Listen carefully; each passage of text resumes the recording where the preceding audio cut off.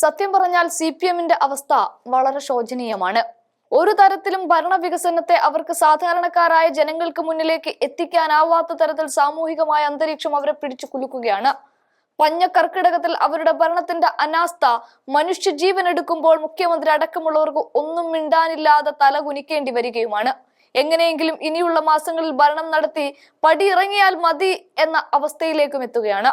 ഇന്ന് രാവിലെയാണ് തൃപ്പൂണിത്തറയിലെ ഒരു സ്കൂൾ കെട്ടിടം തകർന്ന് നിലം പൊത്തിയത്. എത്രയോ തവണ ഈ സ്കൂൾ കെട്ടിടം തകരുമെന്ന മുന്നറിയിപ്പുകളും പരാതികളും സ്കൂൾ അധികൃതരും രക്ഷിതാക്കളും അടക്കം കൊടുത്തിട്ടും ആരും തിരിഞ്ഞു നോക്കിയില്ല. ഷോക്കേറ്റ് മരിക്കുന്നവരുടെ എണ്ണം ഓരോ ദിവസം ചെല്ലുന്തോറും കൂടിക്കൊണ്ടിരിക്കുന്നു. ആരോഗ്യ മേഖലയുടെ കാര്യം പറയേണ്ടതേ ഇല്ല. ആകെ മൊത്തം ഈ സർക്കാർ എന്തിന് കൊള്ളാമെന്ന് നാട് മുഴുവൻ ചോദിക്കുന്നതിനിടയിലാണ് ജോൺ ബ്രിട്ടാസ് ഷാഫി പറമ്പിലിനെയും KC വേണുഗോപാലിനെയും NK പ്രേമചന്ദ്രനെയും ഒക്കെ ഒന്ന് ചൊറിഞ്ഞത്. എന്നാൽ അവിടെ തീരുകയാണ് ഈ ജോൺ ബ്രിട്ടാസ്. 170 ദിവസങ്ങൾക്കിപ്പുറം തലസ്ഥാന നഗരിയെ വിറപ്പിച്ച് സമരം നയിക്കുന്ന ആശാ വർക്കർമാർക്ക് ചെറിയൊരു ആശ്വാസം കിട്ടിയിരിക്കുകയാണ്. 1500 രൂപ ഇൻസെന്റീവ് വർദ്ധിപ്പിച്ചു എന്ന കേന്ദ്ര ആരോഗ്യക്ഷേമ വകുപ്പ് സഹമന്ത്രി പ്രതാപ് റാവു ജാദവ് പറയുകയാണ്. എന്നാൽ അതിലേക്ക് നയിച്ചത് കോൺഗ്രസ് MP-മാരാണ് എന്ന് നന്ദി രേഖപ്പെടുത്തിക്കൊണ്ട് ആശമാരും പറഞ്ഞു വെക്കുകയാണ്. ഇത്തരത്തിൽ ഇൻസെന്റീവ് വർധനയിലേക്ക് കാര്യങ്ങൾ കൊണ്ടെത്തിച്ചത് പാർലമെന്റിനെ പിടിച്ചുകുലുക്കിയ കോൺഗ്രസ് MP-മാരാണ്.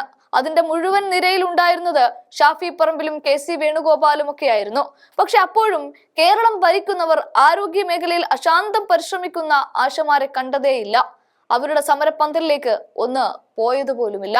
പലകുറി സമ്മർദ്ദങ്ങൾക്ക് വഴങ്ങി മന്ത്രി വീണ ജോർജ് ആശമാരെ കാണേണ്ടി വന്നു. എങ്കിലും ആശമാർക്ക് വേണ്ടി പറഞ്ഞ മന്ത്രി അനുകൂലമായി യാതൊരു പ്രസ്താവനയും നടത്തിയതുമില്ല.